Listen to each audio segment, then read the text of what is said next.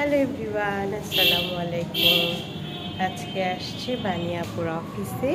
বানিয়াপুর অফিসটা সুন্দর করে সাজিয়েছে, তো ভাবলাম একটা ছোট্ট ক্লিপ নিয়ে নিই।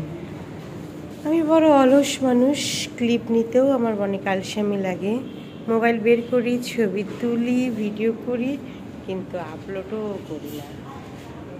হাবি জাবি আপলোড করি। মেয়েরা তো আমি বকা দেয়, মা তুমি কি ভিডিও বানাও আর কি করো।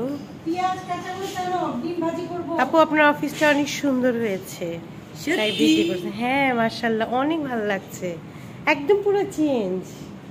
আর কি হলো, আমি ডিজাইনার ইন্টেরিয়র, এই যে ইন্টেরিয়র ডিজাইনার, অনেক সুন্দর হয়েছে।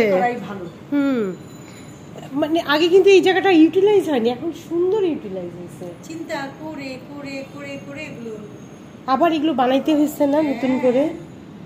এটা অফিস, কয়টা সিট এখানে, কয়জন বসতে পারবে? 1 2 3 জন। আর এটা হচ্ছে এটাও একটা ক্লাসরুম না? ইয়েস, কুকিং এর ক্লাসরুম। এটা এখানেই ক্লাস হইতো। তুমি শুনছো কোত্থেকে? এটা হচ্ছে ক্লাসরুম।